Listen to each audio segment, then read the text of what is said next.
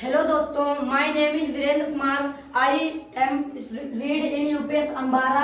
I study in class 8 and my old is 14 years old। My father name is mister Dataram. मैं आप लोगों को बताऊंगा सूर्य ग्रहण और चंद्र ग्रहण के बारे में। तो सबसे पहले मैं बताता हूं कि ग्रहण क्या होता है। तो आइए, हमने एक मॉडल बनाया है, इसके द्वारा मैं आपको समझाता हूँ।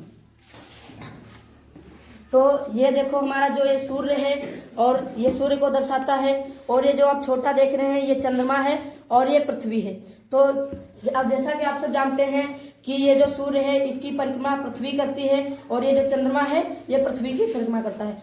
यदि परिक्रमा के दौरान सूर्य, चंद्रमा तथा पृथ्वी तीनों एक सीधी रेखा में आ जाते हैं तो ग्रहण लगता है। तो हम सबसे पहले बात करते हैं सूर्य ग्रहण की। सूर्य ग्रहण क्या होता है? तो सबसे पहले जब सूर्य, चंद्रमा तथा पृथ्वी तीनों एक सरल रेखा में, ये जो है ये सीधे में है, ये सरल रेखा है, इस प्रकार आ जाते हैं कि ये जो हमारा चंद्रमा है ये सूर्य तथा पृथ्वी के मध्य में यानी बीच में आ जाता है। तो ऐसी स्थिति में ये चंद्रमा सूर्य से आने वाली प्रकाश किरणों को पृथ्वी तक पहुंचने से रोकता है, जिसके फलस्वरूप पृथ्वी पर कुछ भाग में अंधेरा हो जाता है तथा पृथ्वी के कुछ भाग से ये जो सूर्य है ये दिखाई नहीं देता। इस स्थिति को हम सूर्य ग्रहण कहते हैं। क्या कहते हैं? सूर्य ग्रहण।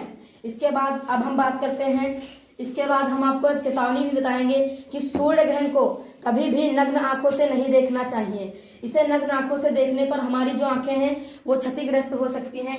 इसे देखने के लिए एक विशेष प्रकार के शीशे के बने चश्मे का प्रयोग करना चाहिए, या इसे हम किसी बर्तन में पानी भरकर भी देख सकते हैं। अब हम बात करते हैं चंद्र ग्रहण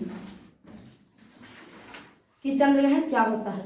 तो वैसे ही जब सूर्य, पृथ्वी तथा चंद्रमा तीनों एक सरल रेखा में आ जाते हैं तो ग्रहण लगता है, यानी चंद्र ग्रहण लगता है। तो जैसे कि अब हम इसकी परिभाषा देखते हैं, चंद्रमा तथा पृथ्वी चक्कर लगाते लगाते जब एक सरल रेखा में इस प्रकार आ जाते हैं कि पृथ्वी सूर्य तथा चंद्रमा के मध्य यानी बीच में आ जाती है, तो इस स्थिति को हम चंद्र ग्रहण कहते हैं।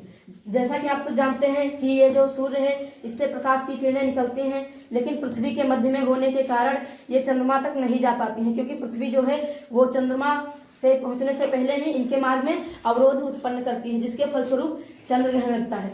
तो इसे हम समझने के लिए मैंने एक मॉडल बनाया है, आइए हम उससे आप लोगों को विस्तार से समझाएंगे। जैसा कि मैंने ये एक मॉडल बनाया है, अब मैं आप लोगों को सूर्य ग्रहण और चंद्र ग्रहण इसके माध्यम से समझाऊंगा। जैसा कि मैंने ये एक मॉडल बनाया है, अब मैं आप लोगों को सूर्य ग्रहण तथा चंद्र ग्रहण आसानी से इससे समझाऊंगा। तो जैसा कि मैंने आप लोगों से अभी बताया कि सूर्य की परिक्रमा पृथ्वी करती है तथा पृथ्वी की परिक्रमा चंद्रमा करता है। तो ये ऐसे परिक्रमा करते हैं, ऐसे करते हैं। यदि परिक्रमा के दौरान इस स्थिति में, यानी जो ये हैं ये तीनों सूर्य, चंद्रमा तथा पृथ्वी एक सरल रेखा में आ गए हैं, तो इसके मध्य में चंद्रमा है। क्या है? चंद्रमा। तो जब मध्य में चंद्रमा आता है तो जो सूर्य का प्रकाश है ये कहाँ नहीं पड़ पाता है? पृथ्वी पे। कहाँ नहीं पड़ पाता है? पृथ्वी पे। तो इसकी स्थिति को हम क्या कहते हैं? सूर्य ग्रहण। क्या कहते हैं? सूर्य ग्रहण। क्योंकि जो सूर्य की किरणें हैं वो चंद्रमा से टकरा के पृथ्वी तक नहीं पहुंच पा रही हैं, पृथ्वी पर अंधेरा होता है।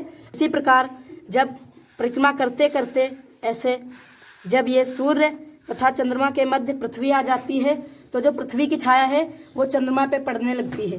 चंद्रमा पर एकदम अंधेरा हो जाता है, क्योंकि सूर्य से जो किरणें जा रही हैं उन्हें पृथ्वी चंद्रमा तक नहीं जाने देती है, उनके मार्ग में अवरोध उत्पन्न करती है।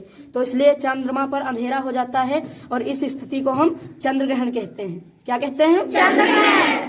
चंद्र ग्रहण कहते हैं। तो मैंने आप लोगों को इस मॉडल के जरिए समझाया है। अगर आप लोगों के समझ में आया हो तो तालियां बजाएं। तो बच्चों, जैसे मैंने आप लोगों को अभी समझाया, आपकी समझ में आया? जी। आया? जी। एकदम अच्छे से? जी। तो ये जो है मेरे सर का चैनल है और हमारे सर बहुत ही अच्छे वीडियो बनाते हैं पढ़ाई के और अच्छे अच्छे एक्टिविटीज के। तो आप लोगों से रिक्वेस्ट है कि अगर हमारे सर के वीडियो अच्छे लगते हों तो उन्हें लाइक कीजिए और हमारे चैनल को प्लीज सब्सक्राइब कीजिए। धन्यवाद।